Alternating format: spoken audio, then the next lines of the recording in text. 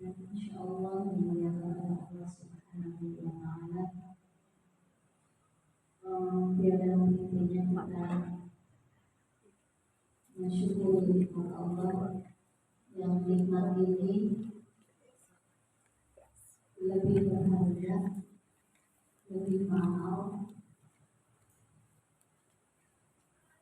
lebih apa lagi selain kata Tuhan yang lebih utama daripada apa yang kita miliki di dunia ini. Yang kita miliki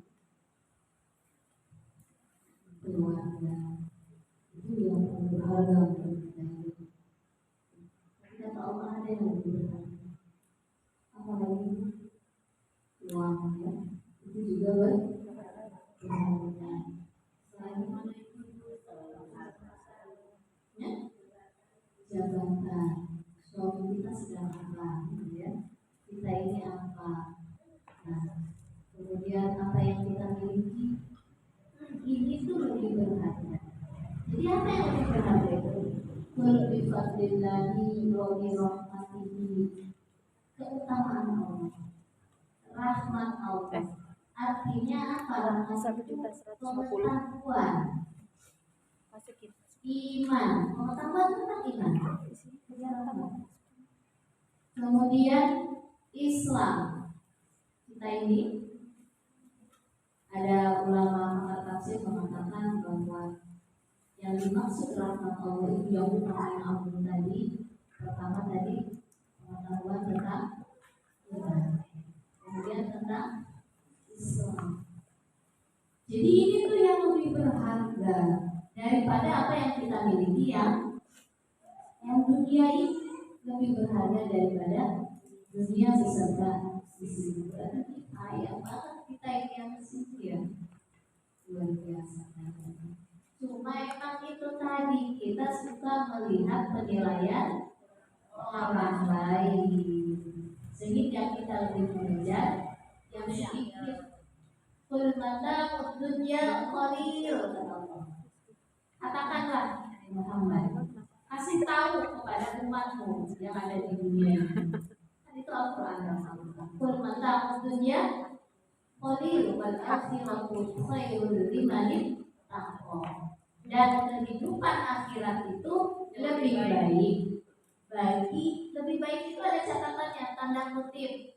Kalau orang yang lebih condongnya kepada dunia, dia tidak akan merasakan. Tapi hanya orang yang bertakwa yang akan merasakan itu. Wal akhiratu khairul liman ittaqa. Orang yang bertakwa akan merasakan luar biasa ya. Masya Allah. Kalau kita lagi dekat sama Allah, dekat sama Allah macamnya banyak kan ya Bu ya. Tapi kalau orang yang jauh dari Allah, dia merasa dia kejar dunia, bukan dikejar akhirat, dia nggak kejar. Bagi dia apa itu? Nggak bikin saya dipuji orang, nggak bikin saya bisa jalan-jalan kemana bebas. Iya, mau kemana nih? Yang bisa keluar negeri ya, keluar daerah gitu ya. Itu bagi orang-orang yang nggak bertakwa ukurannya itu Bu. Saya pengen begini, nanti kan begini. Kalau udah saya dapat ini, nanti saya akan dapat itu, dapat ini, dapat itu. Jadi kata Allah kepada Rasulullah, katakan kepada umatmu kul. Jadi bahwa kehidupan dunia itu pendek, maka disebut dana yadinu dunia, artinya pendek. Dinikmatinya sebentar, waktunya sebentar, singkat, maka disebut dunia. Dana dunia, dunia itu pendek, sebentar, singkat. Kul mata'ud dunya, perhiasannya juga sebentar. Kita sedang bergaul dengan suami, dengan anak-anak, dengan sahabat. Sebentar. Pegang uang sebentar. Apalagi kalau yang pas berapa menit? Kita kasih uang sama suami 5 gajian. Antara berapa lama?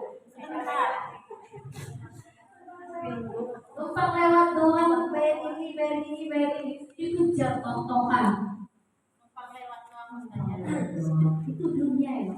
Tipikal dunia seperti itu sebentar. Ibu makan yang enak-enak. Enaknya lama apa sebentar? Berapa menit doang?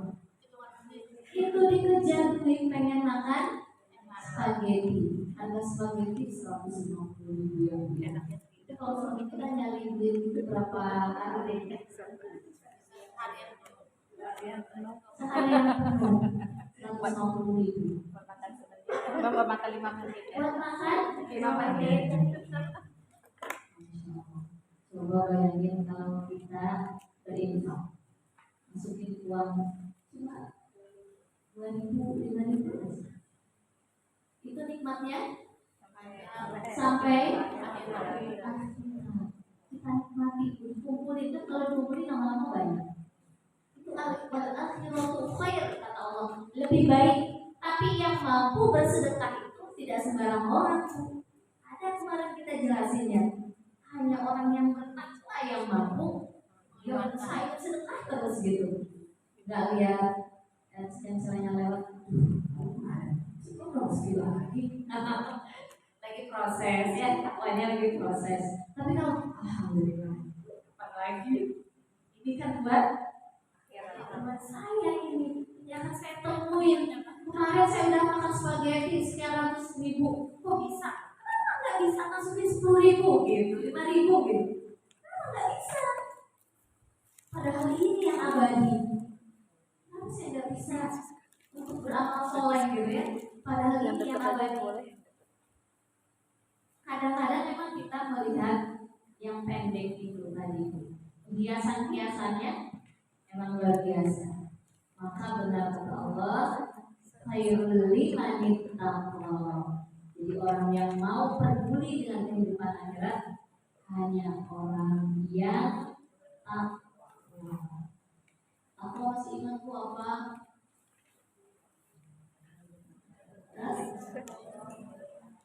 Ya, kayak kata Imam Hasan Al-Basri ya. Ada lagi kan ulama yang lain, saya tuh banyak ngasih tahu apa itu takwa. Harus kita juga jadi keyakinan itu iman. Takwa itu benteng, pelindung, perisai. Oh, jadi kalau saya takwa itu melindungi saya. Jadi perisai buat saya dari apa? Dari murka Allah. Murka Allah apa?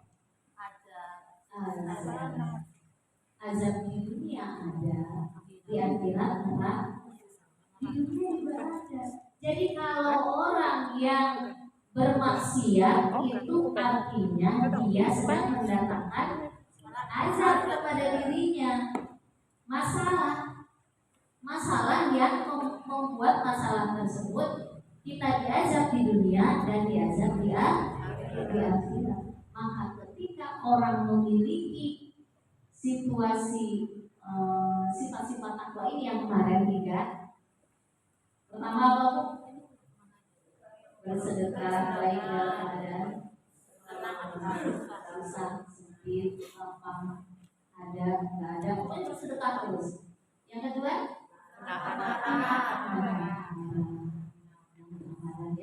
menahan amarahnya bukan berarti disimpan di dalam, enggak.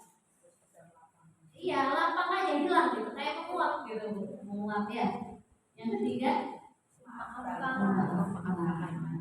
itu tidak tertinggi ya, Bu ya. Kan masih ada di sini, biasanya masih ada sedikit gitu yang lunak. Nah, setelah itu yang lebih tinggi lagi memaafkan. Nah itu. Jadi itulah orang-orang yang bertakwa. Mudah-mudahan dengan kita dipanggil ke sini adalah bagian daripada orang-orang yang bertakwa. Takwa itu Bu, itu kan keimanan kita ya. Bisa turun, bisa naik. Salah satu yang bisa menaikkan keimanan kita, ketakwaan kita itu dengan ilmu. Jadi kalau kita udah takwa nih sekarang, udah bagus imannya, udah itu nggak ikut lagi komunitas dengan ibu solehah. nggak ikut lagi pengajian, udah di rumah aja. Itu yang itu nggak naik imannya, malah jeblok turun. Karena ilmu itu yang mengangkat manusia. Allah mengangkat orang itu dengan iman. Ada yang ingat ayatnya? Allah akan mengangkat derajat orang-orang yang beriman.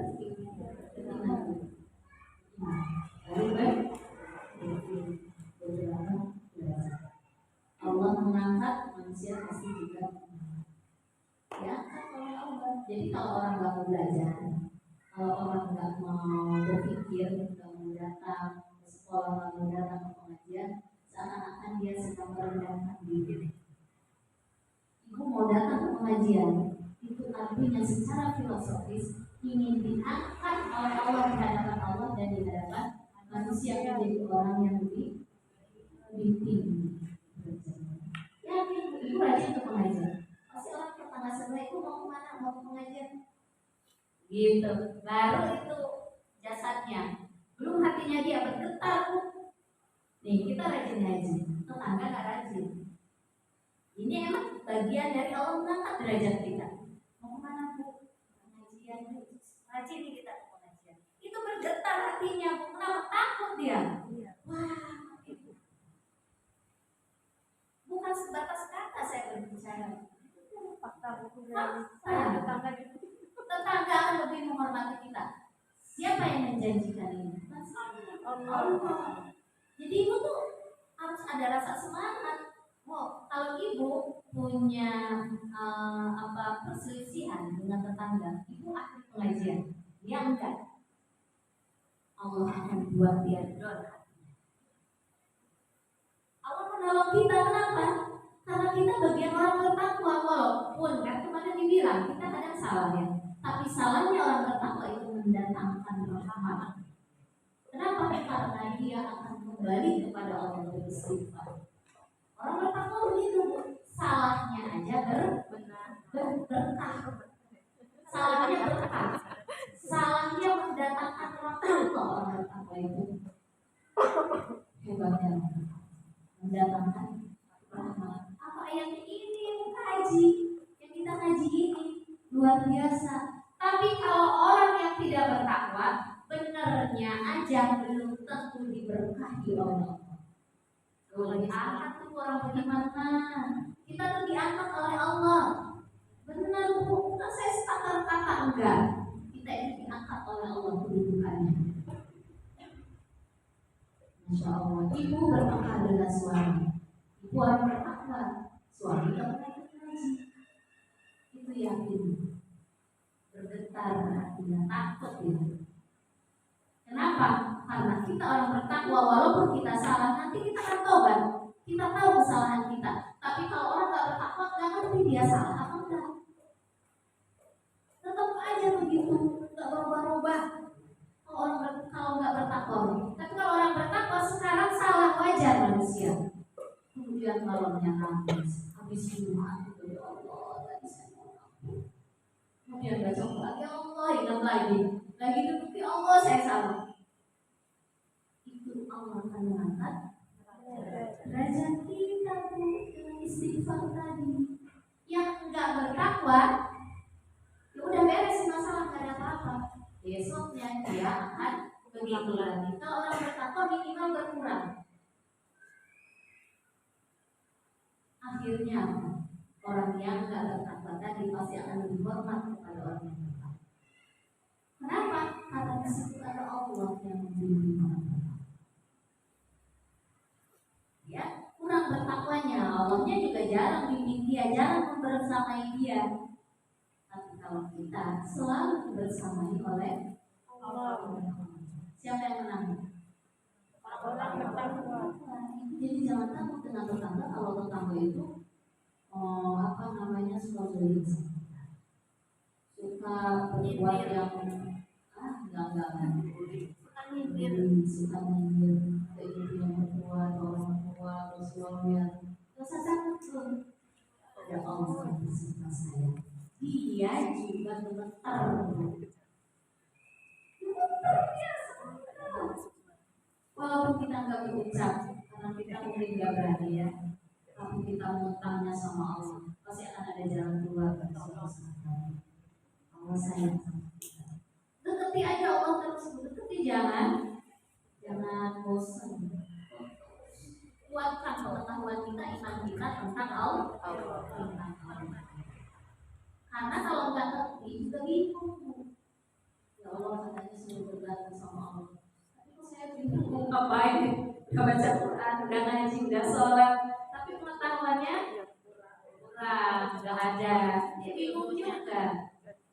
Ya, pengetahuan itu yang menguatkan seseorang. Benar kata Allah, kita akan menang kalau kita punya masalah dengan orang lain. Kita akan menang karena ketakwaan kita, bukan karena kehebatan kita, bukan. Ketakwaan kita, kebergantungan kita sama Allah kuat.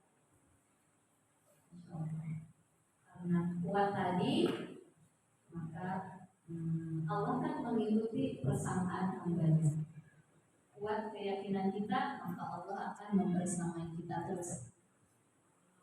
Oleh karena itu, mari kita mensyukuri nikmat Allah ini dengan alhamdulillahirobbilalamin. Kemudian salawat beserta salam. Semoga salawat ini benar-benar Rasulullah mendengarnya dengan kita ini tulus ikhlas dengan bersalawat kepada Rasulullah. Kita sayang dengan sahabat-sahabat kita, kita doakan sahabat-sahabat kita. Sayangnya kita dengan pasangan kita, dengan anak-anak kita, kemudian kita doakan mereka. Maka apa yang sudah kita ucapkan, karena kita ingin meneladani Rasulullah, kata Rasulullah, orang ini jujur kepada. Saya mau ngajarin Anda baca yang ada kata Allah tadi. Sekarang ada kepada Rasulullah. Kenapa aku bilang ngajarin adab dulu? Karena adab itu lebih tinggi kualitasnya, lebih tinggi kedudukannya daripada tadi ilmu udah hebat. Ada teman-teman di atas ilmu. Ada. Tadi kita ada yang mensyukuri Allah. Kita sebutkan dulu kehebatannya. Allah itu akan apa kepada orang bertakwa? Oh, berarti saya harus bagaimana dihadapnya kepada Allah. Begitu. Itu adab. Kalau yang sekarang adab kepada Rasulullah. Kalau kita emang ingin Rasulullah itu balik bersolawat kepada kita, itu harus punya adab. Jadi adab kepada manusia. Kan Rasulullah yang tauhid. Jadi bukan hanya sekedar teori, prakteknya. Bagaimana Rasulullah terhadap orang-orang sekelilingnya? Dia sangat penyayang dengan orang-orang lain. Kalau orang penyayang berani membentak enggak? Berani nyinyir enggak? Berani bikin orang tersinggung enggak? Ketika kita bersolawat kepada Rasulullah, kemudian kita singgung dengan sahabat kita, kita sapa dia, kita panggil nama dia. Apalagi kalau kita punya makanan, kita bawain gitu ya Bu ya. Kita Rasulullahnya orang jujur, nggak cuma ngomong doang. Kita habis sholat, yang kita doain saat kita gitu contohnya. Kemudian orang tua, kemudian anak, suami, udah. Kata Rasulullah, sempurna engkau meneladani aku. Kenapa? Ketika ada teman marahin kita, pulang-pulang kita berdoa, ya Allah, aku sakit hati banget, ya Allah, berikan dia azab. Kata Rasulullah apa? Dia belum nyontohin aku. Kenapa? Ketika gigiku patah, pelipisku berdarah, bajuku robek-robek dilempar, aku disakiti, apa yang terucap dari mulut Rasulullah? Allahumma hdi qaumin fa innahum la ya'lamun. Ya Allah, lagi sakit itu ya Allah, berikan dia hidayah ya Allah. Karena dia nggak tahu. Kadang kita dengan anak kita ya Allah, kadang kita dengan suami kita, Kadang dengan sahabat kita atau saudara kita, sesuatu yang menyakitkan sekali. Apa doanya? Allah mahdi waladi, kalau kepada anak kita, ya Allah berikan petunjuk kepada anak. Baik aku, karena dia nggak tahu. Atau ya Allah berikan petunjuk kepada pasanganku karena dia sedang terpeleset. Atau ya Allah berikan petunjuk kepada sahabat-sahabatku karena kita lagi disakiti. Ya masalah banyak aja ya. Karena dia nggak tahu, ya Allah jangan sampai keluar dari mulut kita hal-hal yang tidak baik. Apa kata para ulama?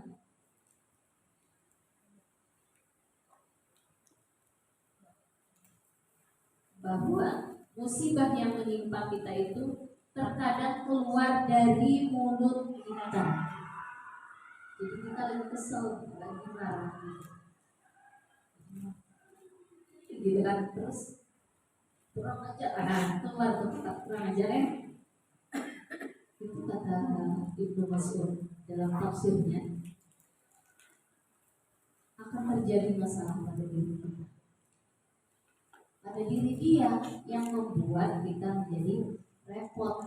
Nih ada saudara itu memfitnah kita contohnya, atau menggibahi kita lah, atau salah paham dengan kita. Kemudian kita doain dia,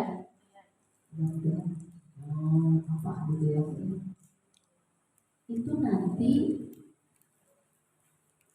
apa yang keluar dari mulut kita akan terjadi kepada saudara kita.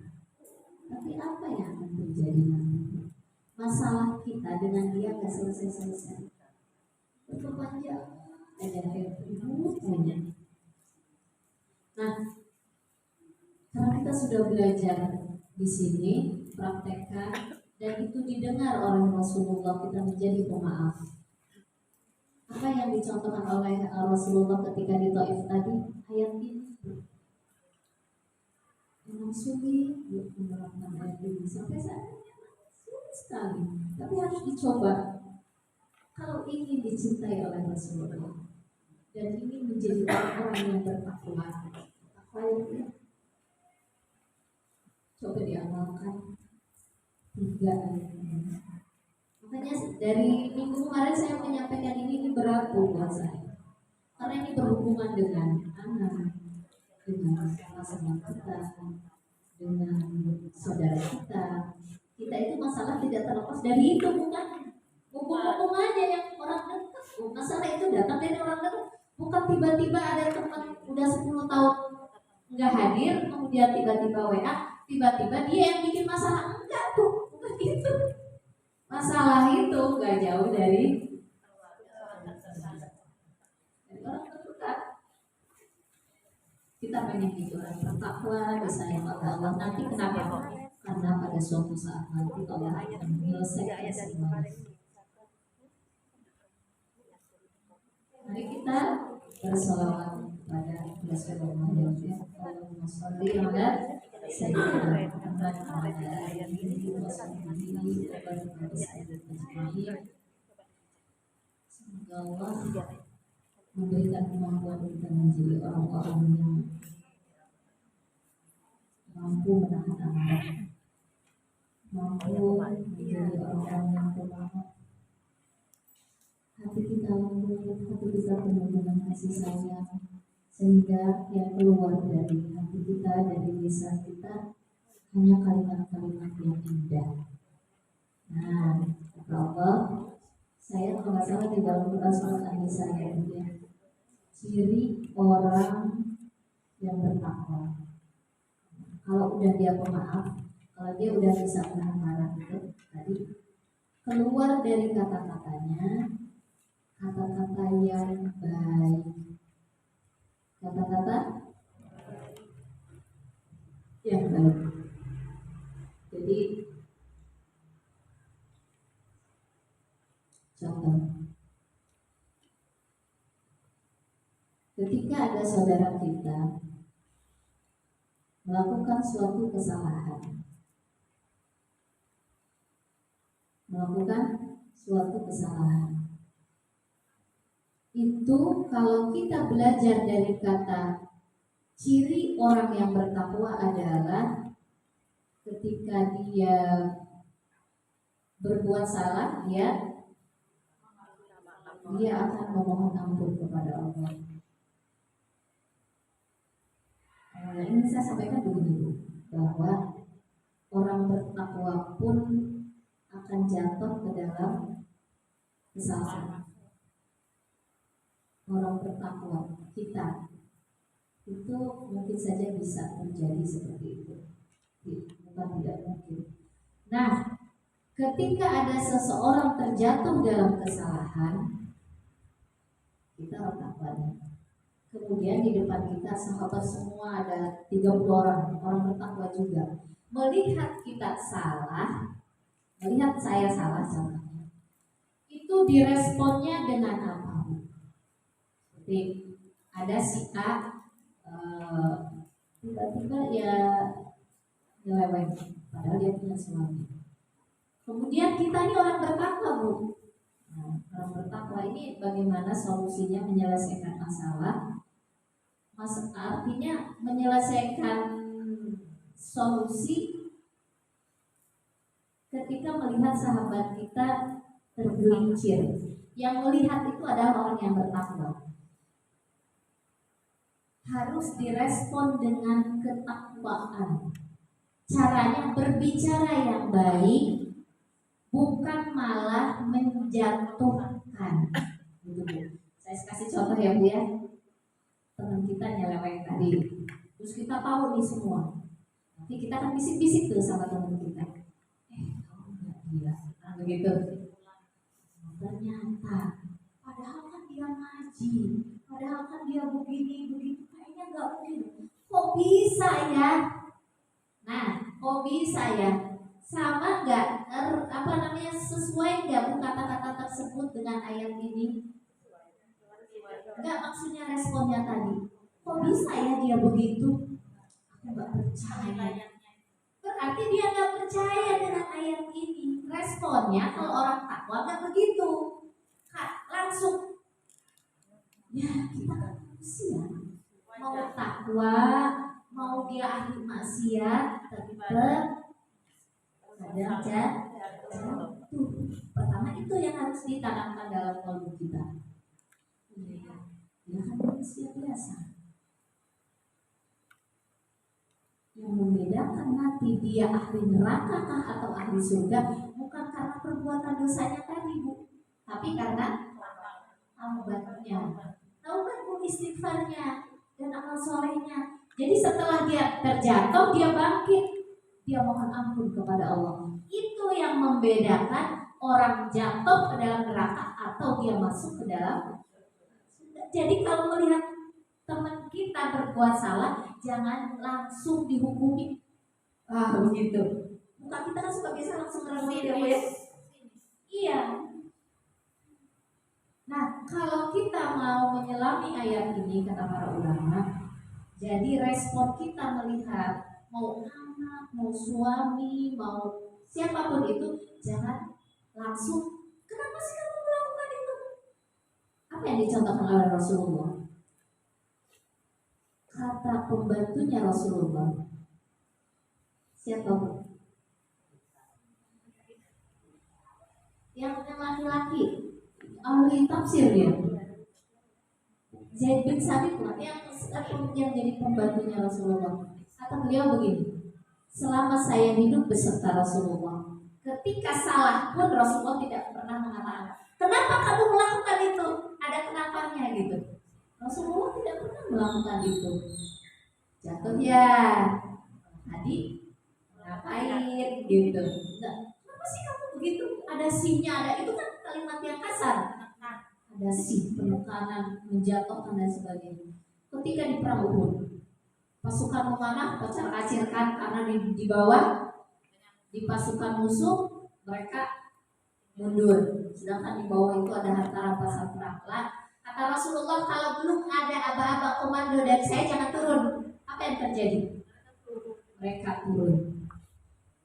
Mereka orang-orang beriman, bukan yang pasukan memanah itu iman banget. Kita mah gak ada apa-apanya dari dia. Punya kesalahan gak? Apa kesalahan? Tidak nurut perintah Nabi. Apa yang dikatakan oleh Rasulullah? Rasulullah tidak mengatakan kita kalah gara-gara kamu ya. Rasulullah tidak mengatakan begitu. Indah Rasulullah. Sudah, nanti kita bikin strategi lagi. Jadi marah-marahin kita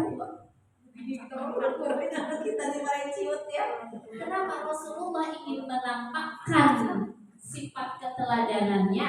Kalau orang yang bertakwa berbuat kesalahan, jangan direspon dengan kata-kata yang menusuk, merusak, yang menyakitkan. Orang bertakwa itu kata-katanya indah, Bu. Jatuh, anak kita jatuhin piring. Aduh adek, syukur alhamdulillah gak kena kaki. Kalau kita apa?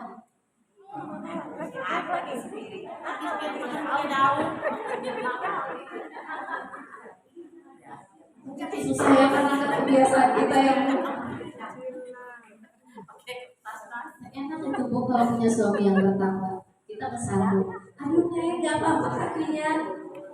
Itu kalau baru nikah Bu. Kalau udah 20 tahun matanya kemana? Bukan mulut, bukan kalimat orang-orang baru. Makanya suaminya suruh ngaji Bu. Kalau suaminya ngaji, insya Allah. Berarti boleh ikut ke sini Bu.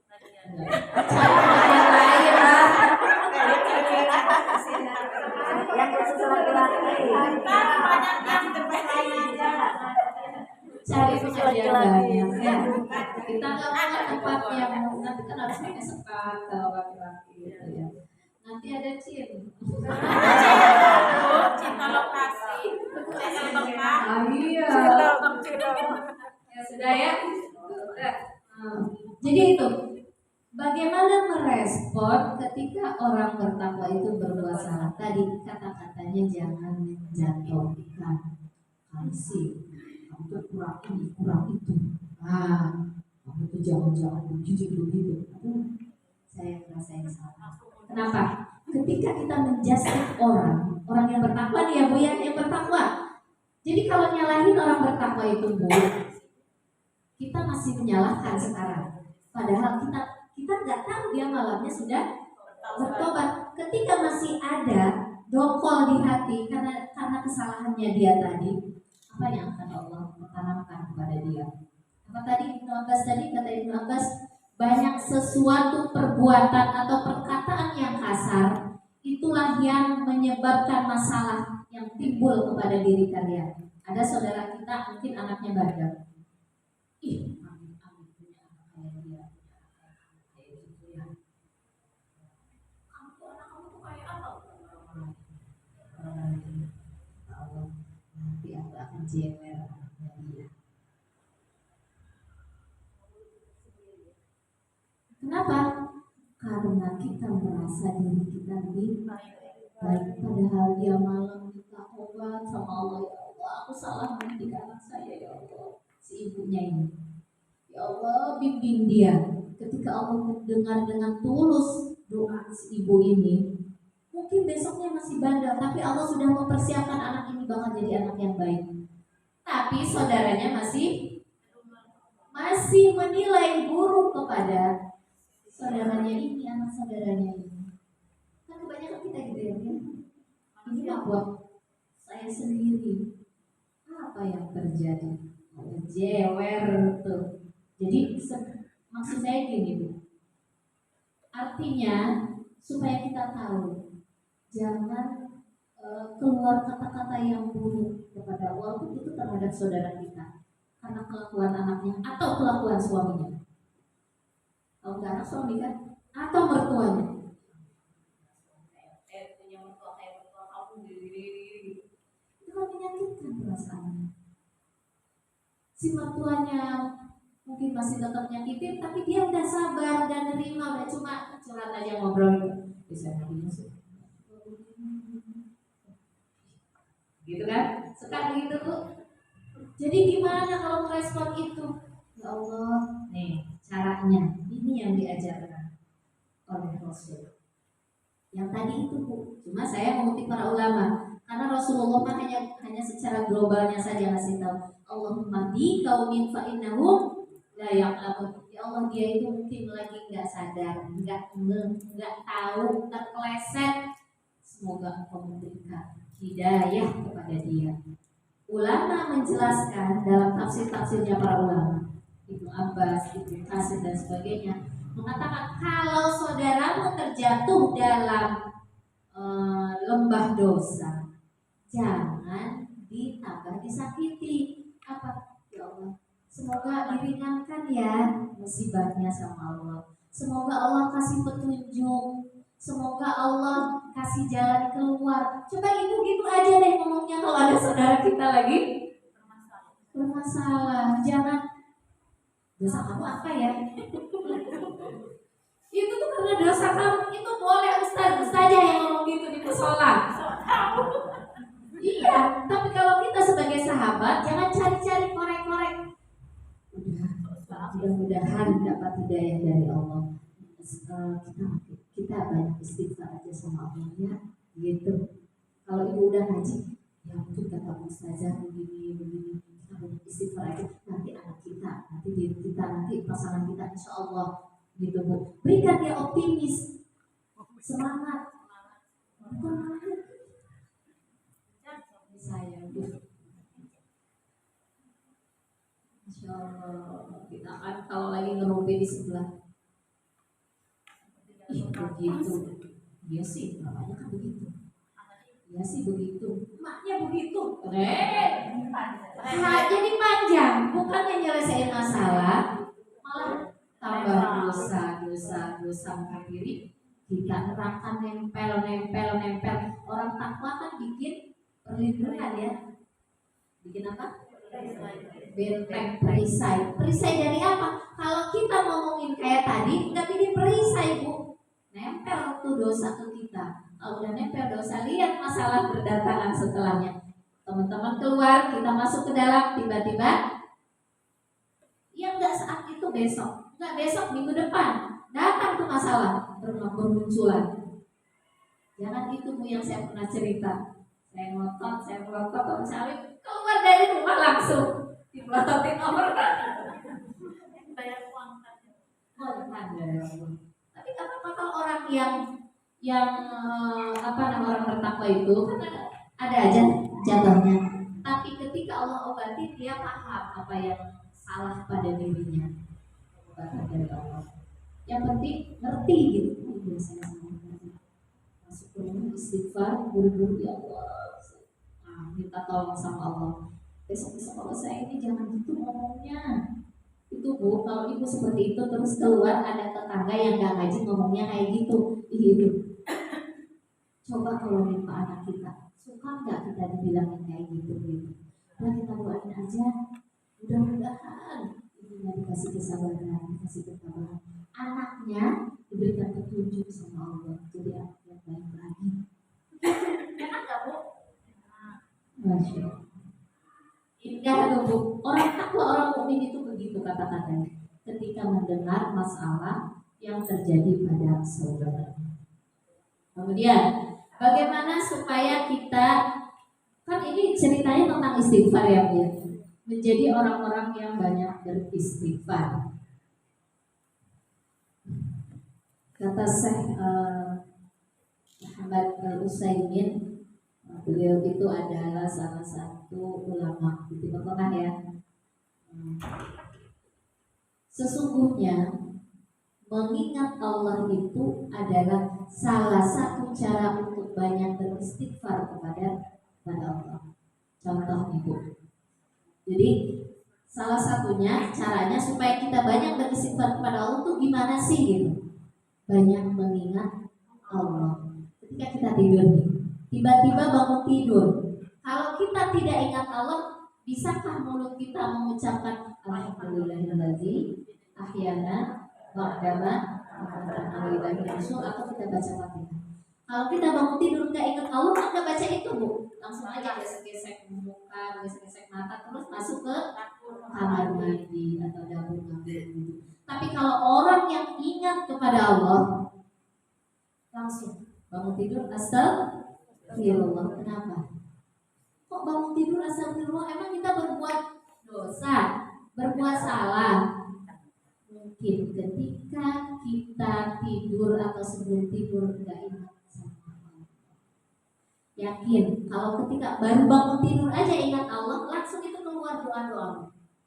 Kenapa dia mampu mengucapkan doa tadi? Karena ingat sama Allah. Ya Allah, astagfirullahaladzim, aku kan pengen bangunnya jam 3, kok bangunnya jam 5? Astagfirullah. Ingat? Baca istighfar kan? Aku kan pengennya jam 4. Nah, jam 4 contoh. Kok bangunnya jam 4, nanti enggak baca sholatnya hanya beberapa rakaat saja, enggak sesuai dengan target kita. Kita pengennya 8 rakaat, ditambah witir, ditambah baca Quran, ditambah zikir-zikir hasbunallah wa ni'mal wakil atau subhanallah wa bihamdihi sekian. Ya Allah, bangunnya kok jam 4? Ya enggak bisa dong. Mana dulu? Akhirnya yang kita utamain ya yang terpenting dulu karena waktunya sudah mepet. Keluar dari mulut orang yang ingat sama Allah pasti istighfar. Ada sesuatu yang gak enak kalau tidak terbiasa kita bangun kesiangan. Tapi kalau kita terbiasa itu bukan masalah ya Bu. Jadi artinya benar kata para ulama, syaratnya kita banyak beristighfar kepada Allah kalau kita banyak mengingat Allah ketika habis marah nih. Kalau orang yang nggak biasa, nggak ingat Allah, marah-marah terus sampai sejam dia berbuih, suaminya udah capek dengerin. Anaknya apalagi udah ininya mungkin dia pasangan satu SF ya. Terus di bawahnya dia, padahal dia lagi dengerin musik, gak denger tuh mamanya lagi ngomel-ngomel. Kenapa dia bisa ngomel berjam-jam kuat Bu? Ya ingat Allah, coba kalau dia ingat Allah, baru dia. Nah, saya ngomong yang perlu saja, yang baik saja, yang nggak baik dia kalau kelapa itu dipilih-pilih ya, disarinya aja, yang bagusnya aja, yang nggak bagus nggak usah keluar Bu. Yang bagus aja. Kadang-kadang kita pengen puas gitu, tapi ingat Allah. Yang keluar dari mulut saya ini hal yang kau ridho, yang bisa bermanfaat buat anak hamba. Kalau kita mau nasihatin anak kita, jadi gak usah lama-lama ngomongnya Bu. Kenapa? Nih Ibu, kalau ngomel 1 jam, campur antara yang bagus sama yang gak bagus. Ada orang ngomel cuma 10 menit tapi berkualitas omelannya. Pertama, kenapa dia ngomelnya berkualitas Bu? Pertama dia mohon sama Allah. Ya Allah, apa yang bisa ucapkan dari mulut saya untuk menasihati, mengarahkan amanahmu itu. Amanahmu, amanah Allah. Nah, titipanmu anak hamba ini ya Allah. Kalau bisa Ibu ambil wudhu, sholat duha dulu kalau waktu duha itu. Jangan lagi kesel ngomel-ngomel, jangan dulu Bu. Ambil wudhu ya. Oh, itu enak dulu. Saya praktekin. Setelah itu baru ngomong, enak gitu. Terserah dia mau dengar kayak itu kan bukan urusan kita. Kita mah hanya melaksanakan kewajiban saja. Selesai, udah selesai, nggak pakai marah-marah. Nah, yang satu jauh. Nah, yang antara yang berkualitas dengan nggak berkualitas nyampur. Antara cahaya dan kegelapan nyampur. Masuk ke dalam si otak pikiran anak. Jelas nggak Bu omongan kita? Kata anaknya, mama ini ngomong apa sih ngomong-ngomong gitu. Gak jelas. Antara cahaya dan kegelapan dicampur abu-abu jadinya. Gak dimengerti sama anak. Kenapa? Pertama dia tidak minta pertolongan Allah. Ya Allah lepas, Allah tidak membersamai dia ketika dia berbicara. Kemudian Allah lepas, kata-katanya juga enggak jelas. Berubah ke anak kita? Nggak berubah, susah. Kalau yang ini kan Allah yang bimbing. Kenapa dia minta tolong dulu sama Allah? Minta tolong dulu sama Allah. Yaitu tadi, jadi caranya bagaimana supaya banyak beristighfar kepada Allah? Ingat Allah. Lagi nonton, lagi megang HP bu, lagi megang HP. Yang biasa ingat sama Allah. Dia kan tadinya mau lihat WA group aja. Tiba-tiba ada gambar datang gitu. Lihat deh, ada Shopee, ada Lazada, ada ini, ada itu. Terus, kayaknya udah lama deh. Astagfirullahaladzim. Ingat?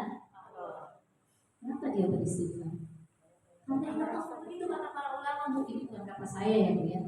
Kata para ulama begitu. Karena dia ingat Allah, maka dia ketika melakukan sesuatu kayaknya berlebihan, maka dia akan istighfar. Kalau sudah istighfar apa ayat selanjutnya? Walam yusirru ala ma fa'alu begitu. Dan dia tidak meneruskan lagi apa yang dia lakukan. Tahu ini salah, jangan begini bu. Udah tahu kita berlama-lama main HP tuh. Berlama-lama main HP. Astagfirullahaladzim. Nggak begitu. Walam yusirru, dia tidak melanjutkan ala ma fa'alu, apa yang dia lakukan. Ya Allah ini salah, lama-lama saya sampai naikin suami, naikin anak dan sebagainya.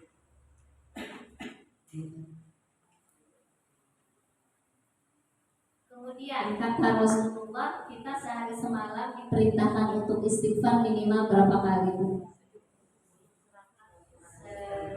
70 atau 100 kali lebih ya. 70 atau lebih.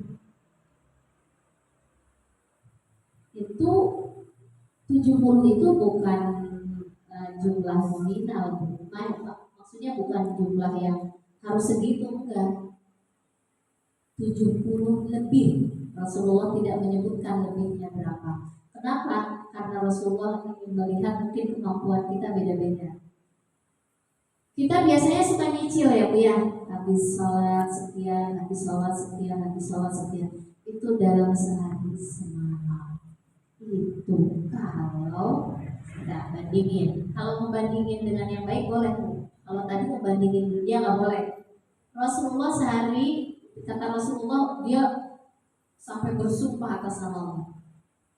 Wallahi demi Allah, kata Rasulullah, la astaghfiranna fi yaumin wa lailatin. Aku beristighfar kepada Allah, la astaghfirullah dalam sehari semalam berapa bu? Berapa bu? 100 kali. Rasulullah dosanya itu tuh bukan batas maksimal bu. Ini hanya mengajarkan kepada umatnya. Aku lebih banyak loh dari kamu, padahal aku nggak punya dosa. Kata Umar bin Khattab, ketika ada kajian, ada ngumpul-ngumpul gitu bu, aku hitung Rasulullah membaca istighfar itu 100 kali. Lagi ngumpul-ngumpul bukan lama gitu bu.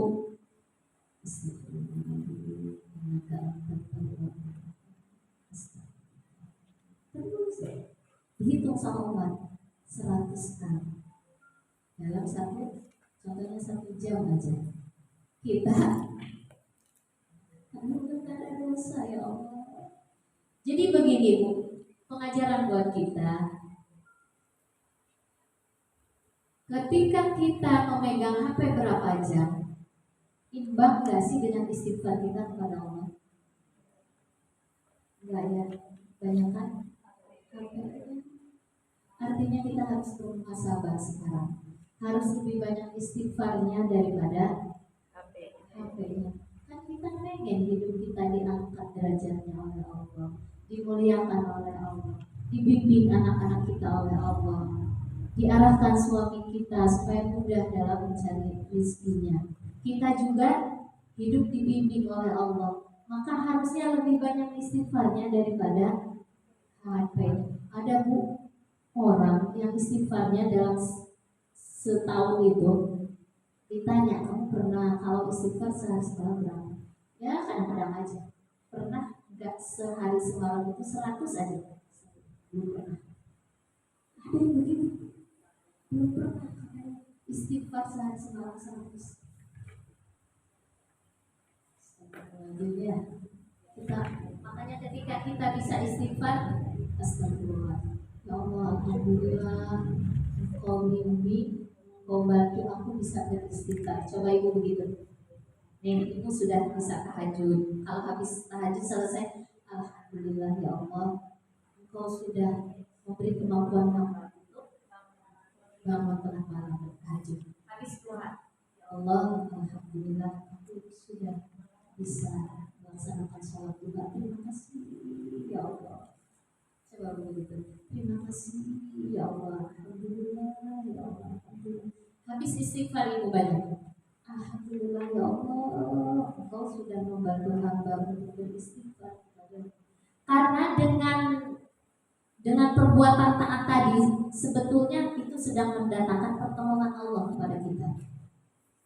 Jadi kalau Allah nolong sama kita, yang wajar yang keluar dari mulut kita apa?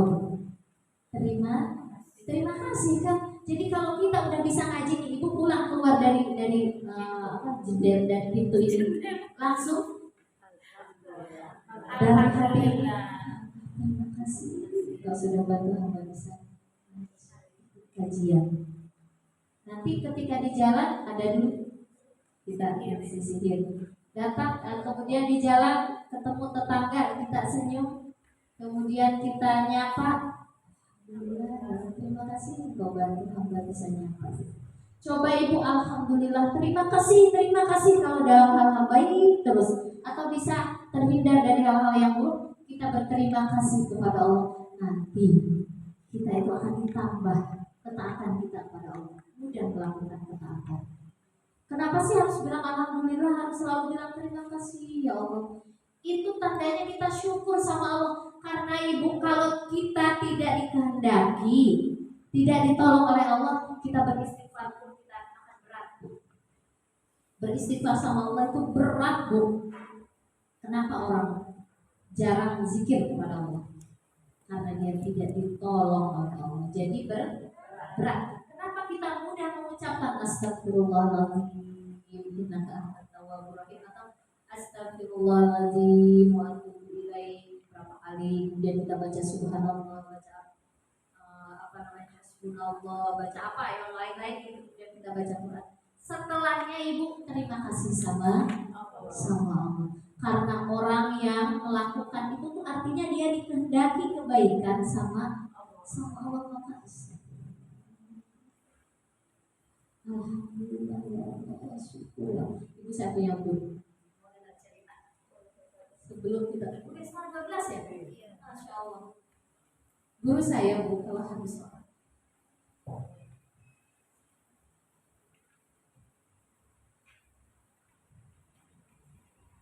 kalau sholatnya makin lama, baca Qurannya makin lama, taubatnya makin lama, dia makin lama sujud hanya mengucapkan ya Allah, terima kasih ya Allah,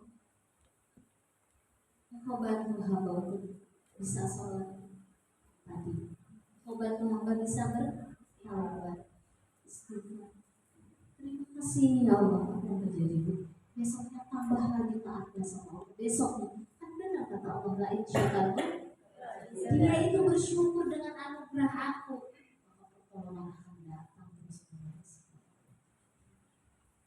Dari saya cukup sekian, mudah-mudahan bisa dimanfaatkan ya Bu, bisa bermanfaat dan Allah beri kekuatan kita untuk melaksanakan apa yang sudah sama-sama kita dengar.